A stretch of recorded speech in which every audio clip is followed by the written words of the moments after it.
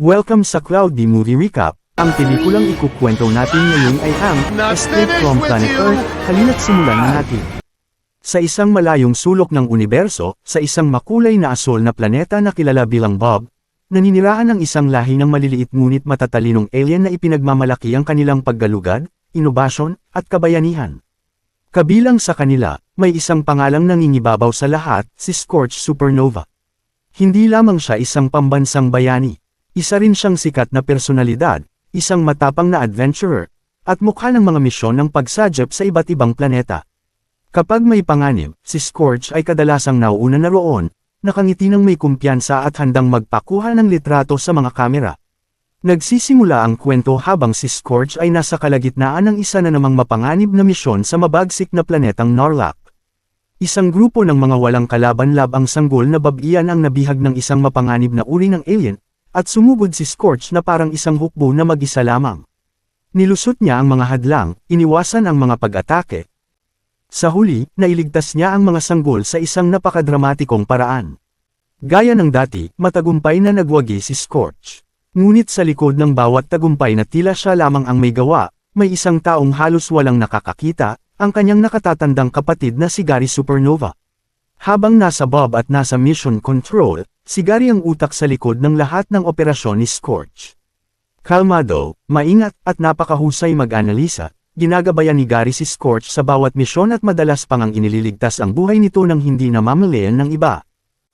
Sa BASA, o Babian Aeronautics and Space Administration, nagtatrabaho si Gary kasama ang isang nagsasalitang supercomputer na nagngangalang Bing, na tumutulong sa pagkalkula ng mga misyon at pagbibigay ng datos ng real-time.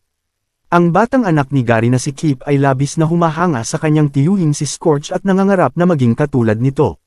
Sa kasamaang palad, may kapalit ang paghanga niyang iyon. Nakikita niya si Gary bilang isang nakakabagot na tao na laging nag-iingat sa halip na naghahanap ng pakikipagsapalaran. Mas gusto ni Kip na maging katulad ng kanyang tiyuhin na humaharap sa mga pakikipagsapalaran kaysa maupo lamang sa likod ng isang mesa. Nagbago ang lahat nang makatanggap ang basa ng isang misteryosong SOS signal mula sa isang lugar na kilala bilang madilim na planetang Earth. Hindi nagtagal, sinabi ni Lena, ang pinuno ng basa, kay Gary na kailangang pumunta ni Scorch sa madilim na planeta upang imbestigahan ang signal. Sa sandaling marinig ito ni Scorch, agad niya itong sinunggaban bilang isang oportunidad.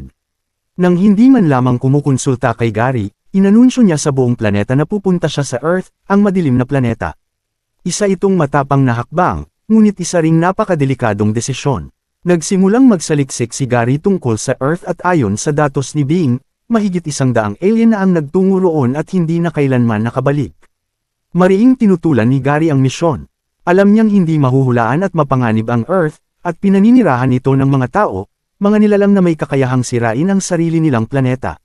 Ngunit tumanggi si Scorch na makinig. Naniniwala siyang palaging sinusubukan ni Gary na kontrolin siya at pigilan siyang maging bayani na nakatakda niyang maging. Lumala ang kanilang pagtatalo at sa gitna ng matinding pagkadismaya, nagbitiw si Gary sa basa at tumangging tulungan pa ang kanyang kapatid.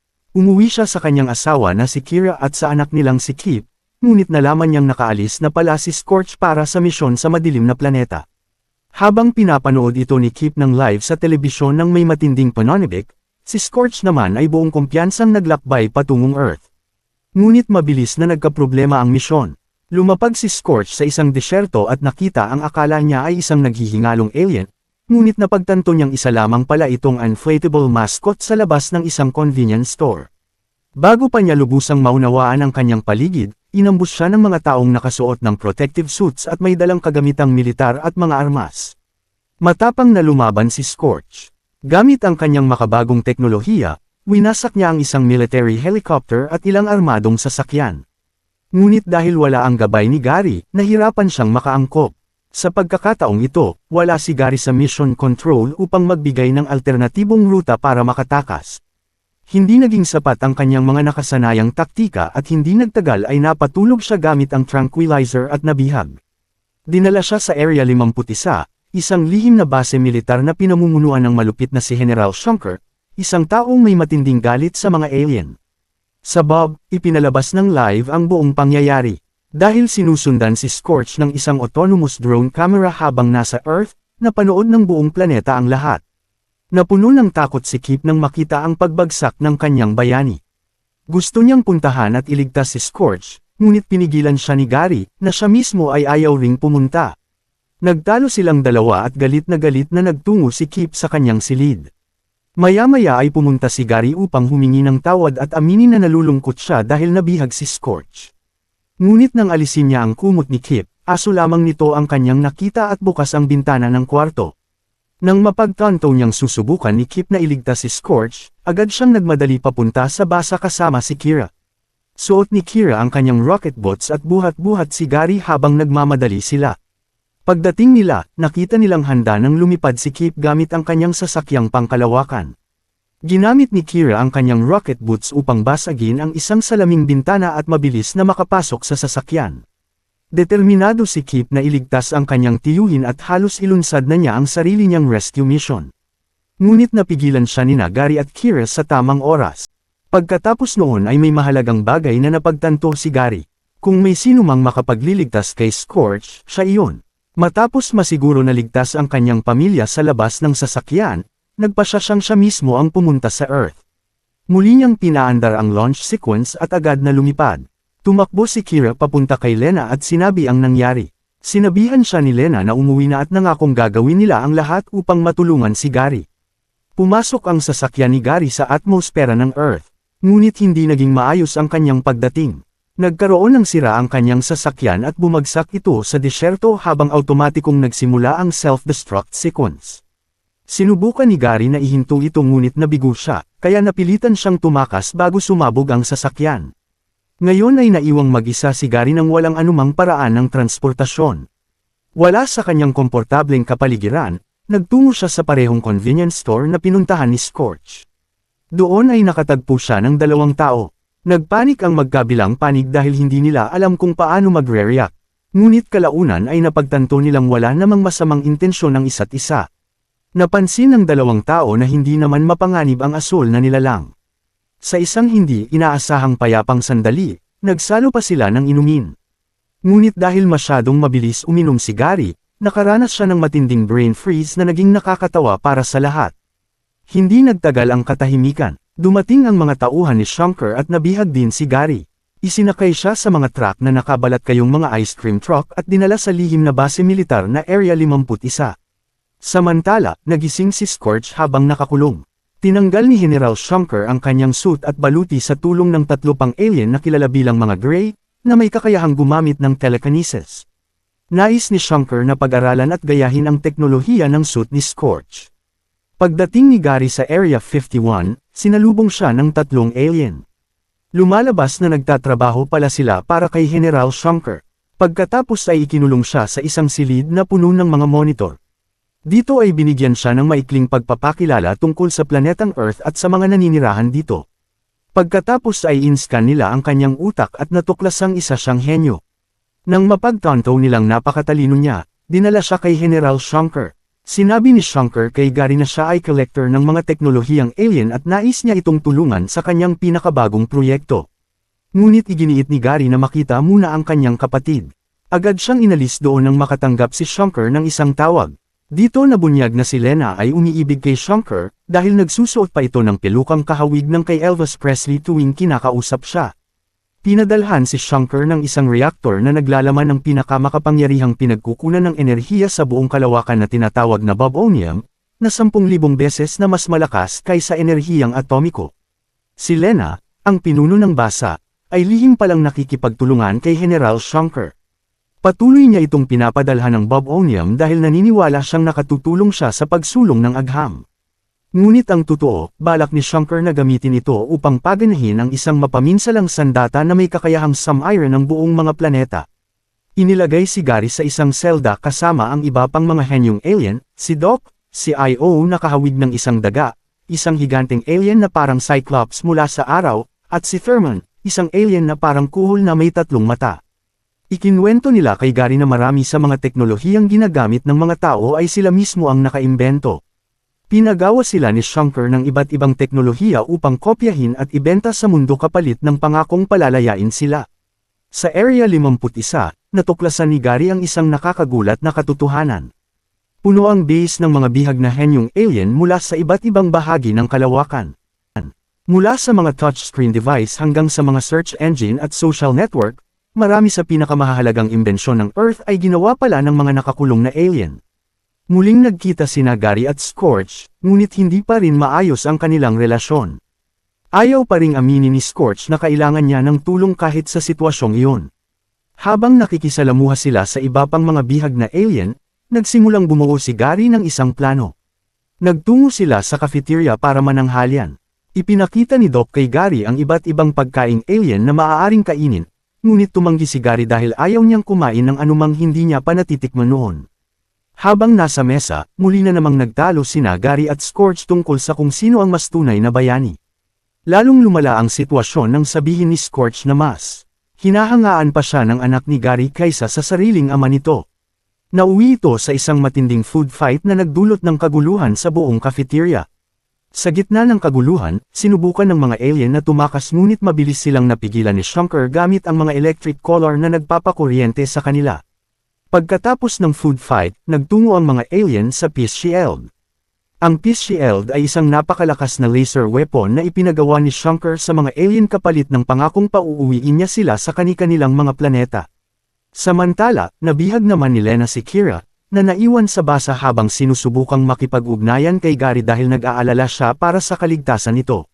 Natuklasan ni Kira na ang pod ni Gary ay sumabog dahil sa isang utos ng self-destruction. Doon ibinunyag ni Lena ang kanyang plano na magbigay kay Shunker ng panghabang buhay na supply ng Bobonium. Kailangan ni Shunker ang Bobonium upang paganahin ang kanyang laser weapon. Ginamit niya ang sample na ipinadala ni Lena upang buhayin ang sandata. Upang subukan ang lakas nito, ginamit niya ang laser upang wasakin ang kometa ni Halley. Matapos ipakita ni Shunker ang kapangyarihan ng Bobonium, hindi sinasadyang naudyukan ni Gary si Scorch na nakawin ito nang banggitin niya kung gaano ito kapanganib. Habang hinahabol siya, nasira ni Scorch ang Bobonium. Dahil dito, muli silang nabihag ni Gary. Pagkatapos noon, ipina-freeze ni Shunker si Scorch. Inutusan niya si Gary na ayusin ang Bobonium kung nais niyang makita pang buhay ang kanyang kapatid. Galit na galit ang ibang mga alien kay Gary dahil nasira niya ang tanging pag-asa nilang makalaya. Ngunit iginiit ni Gary na masyadong mapanganib ang teknolohiyang iyon sa mga kamay ni Shunker at maaaring itong sirain ang maraming planeta ng mga alien. Sinabi ni Doc na aayusin nila ang laser kahit wala ang tulong ni Gary. Matapos mag-isip ng mabuti, nakabuo si Gary ng isang plano at nagpas siyang tumulong. Nagkunwari siyang nakikipagtulungan kay Shunker, ngunit palihim niyang sinabotahe ang sandata. Sa tulong ng kanyang mga bagong kaibigan, naayos niya ang Peace Shield. Ngunit hindi tinupad ni Shunker ang kanyang pangako na palalayain sila. Sa halip, ibinunyag niya na balak niyang wasakin ang lahat ng planeta ng mga alien gamit ang laser na sila mismo ang gumawa. Galit si Shunker sa mga alien dahil noong bata pa siya, aksidenteng napatay ng 3 gray alien ang kanyang ama nang unang dumating ang mga ito sa Earth sakay ng kanilang sasakyang pangkalawakan. Dahil dito, lumaki siyang may matinding galit sa lahat ng alien. Pagkatapos ay ipinakita niya kay Gary na katuwang niya si Lena, na siyang nagbibigay sa kanya ng Bobonium. Ipinakita rin ni Lena na nabihag niya ang pamilya ni Gary. Ibinunyag ni Shunker na ginagamit lamang niya si Lena para sa Bobonium at balak din niyang sirain ang planetang Bob. Pagkatapos noon, dinala si Gary at ipina-freeze rin tulad ng kanyang kapatid. Samantala sa Bob, matapang na gumamit si Kip ng blast tape upang mabuksan ang pinto at mapalaya si Kira. Magkasama silang kumilos upang pigilan si Lena bago pa ito makapaghatid ng mas marami pang Bobonium sa Earth. Nagtago si Kip sa control center habang palihim namang nakapasok si Kira sa sasakyang pangkalawakan ni Lena. Dumating ang pinakamahalagang sandali ng ibunyag ni Shunker na gagamitin niya ang kanyang napakalaking laser upang wasakin ang planetang Bob. Doon lamang napagtanto ng ibang mga alien na tama pala si Gary. Sinubukan nilang pigilan si Shunker, ngunit muli niya silang pinakuryente gamit ang kanilang mga collar. Inandar ni Shunker ang laser. Ngunit dahil sa pagsasabotahe ni Gary, nagkaroon ng depekto ang sandata at sumabog. Ito sa isang napakalakas na pagsabog ng enerhiya. Dahil dito, napalaya ang lahat ng mga bihag na alien. Habang nagkakagulo sa buong Area 51, tuluyan ng nakalaya sina Gary at Scorch. Sa wakas ay nagsimula silang magtulungan. Napansin ni Gary na manhid pa rin ang mga braso at binti ni Scorch kaya hindi ito makalakad. Sinubukan niya itong buhatin ngunit masyado itong mabigat. Sa kabutihang palad, dumating sina I.O., Doc, at Thurman upang tumulong. Magkasama silang nakatakas. Sa daan patungo sa elevator na papunta sa ibabaw, marami pang sundalo ang naghihintay sa kanila. Ngunit mabilis silang napabagsak ni Doc gamit ang mga freeze gun sa isang matalino at kahangahangang paraan. Nakarating sina Gary at Scorch sa ibabaw kasama ang kanilang mga bagong kaibigang alien. Sama-sama silang nagtungo sa sasakyan ni Scorch na nakatago bilang isang trailer sa gitna ng iba pang mga trailer sa disyerto. Masaya ang lahat dahil makakauwi na sila sa wakas. Ngunit habang sinusubukan nilang umalis sa Earth, hinabol sila ng mga fighter jet. Matapang na manonyebra ni Gary ang sasakyan upang makaiwas sa mga pag-atake. Gayunpaman, nasira ang computer ng sasakyan at nawalan siya ng kontrol. Agad siyang nagpadala ng distress signal sa Bob upang humingi ng tulong. Si Kip, na nagtatago pa rin sa control center ng basa, ang nakatanggap ng signal. Matapang siyang tumulong sa kanyang ama. Sa pamamagitan ng remote guidance, ginabayan niya sila sa gitna ng kaguluhan ng may kahangahangang husay. Nang tila nakatakas na sila, biglang lumitaw si Shunker na nakasuot ng isang makapangyarihang battle suit. Ginamit niya ang tractor beam nito upang pigilan ang kanilang sasakyan. Sa desperadong hakbang, tumalon sina Gary at Scorch upang harapin siya. Dahil sa kanilang labanan, nahulog silang tatlo pababa patungo sa lupa. Ngunit sa sandaling iyon, nagbago ang lahat. Habang bumabagsak sila, tuluyan nang nagkaayos sina Gary at Scorch. Inamin ni Scorch na mali siya sa pagmamaliit sa kanyang kapatid. At kinilala naman ni Gary ang tapang ni Scorch. Bago pa sila bumagsak sa lupa, iniligtas sila ng tatlong gray alien. Sila rin ang mga alien na naging dahilan ng trauma ni Shunker noong bata pa siya.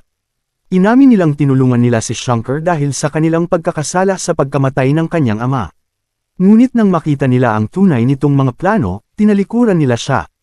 Pinatumba ni Gary si Shunker at tuluyan nang natapos ang kanyang banta. Pagbalik nila sa Bob, sinalubong sila ng masayang pagdiriwang. Ngunit sa pagkakataong ito, iba na ang lahat. Nang mapunta kay Scorch ang atensyon ng lahat, gumawa siya ng hindi inaasahan. Ibinigay niya kay Gary ang lahat ng kredito. Sa unang pagkakataon, kinilala si Gary bilang tunay na bayani. Nagtapos ang kwento sa isang masayang pangyayari ng pakasalan ni Scorch ang kanyang matagal ng tagahanga na si Gabby sa isang engranding seremonya. At nakatayo sa tabi niya bilang best man si Gary.